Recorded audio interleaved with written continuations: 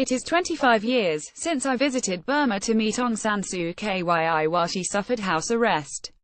Tragically, since that time there have been sustained military offensives against ethnic civilians and countless other acts of oppression. But we have never seen a crisis that compares with what is happening in Burma today. The UN estimates that in past weeks nearly 500,000 Rohingya people, half of them children, have been forced to flee their homes because of Burmese military attacks. More than 2,000 people have been killed, and over 22,000 homes destroyed. The military are brutally clearing Rohingya people out of the areas in which they have lived for generations, driving the terrified population over the landmined border into impoverished Bangladesh or onto the sea in pitifully inadequate boats.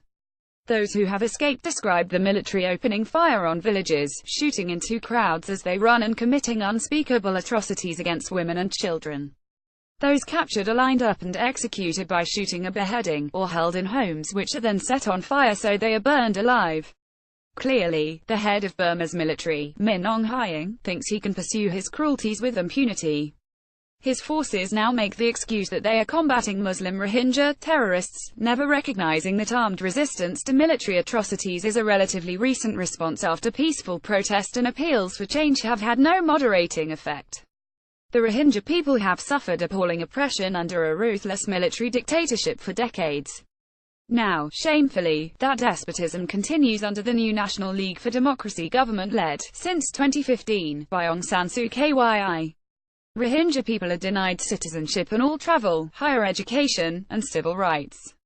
They have endured forced labor, sexual violence, extortion and, since 2012, attacks that are unequaled in violence and extent. These wretched people are teeming out of their homelands into a hell of no food, shelter, care or security. Human Rights Watch says they are the most persecuted minority in the world. They are victims, reports the UN, of textbook ethnic cleansing. These atrocities must be stopped. Sustained and strong international pressure has to be imposed on the Burmese military to halt the persecution. Last month, after atrocities had worsened to unprecedented levels, Britain halted the military training given to Burmese forces and officials called on Aung San Su Kyi to take urgent action to end the suffering of the Rohingya people. Much more can and must be done.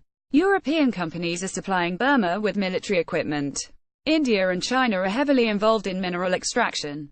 Belgium, Italy, Austria and Germany give red carpet treatment to Burma's military leaders.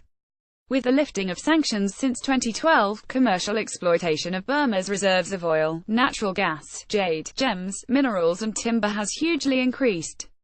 That has enriched companies and the corrupt, controlling military while still leaving the country and its people among the poorest in the world.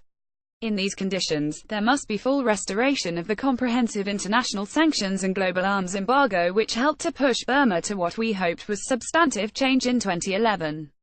Such actions need to be imposed now. The British government should take the lead in building support for that.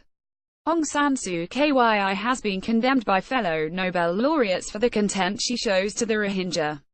She must also be told that her government can only get support from the international community if they end the genocidal policies and laws which threaten to exterminate Burma's Rohingya.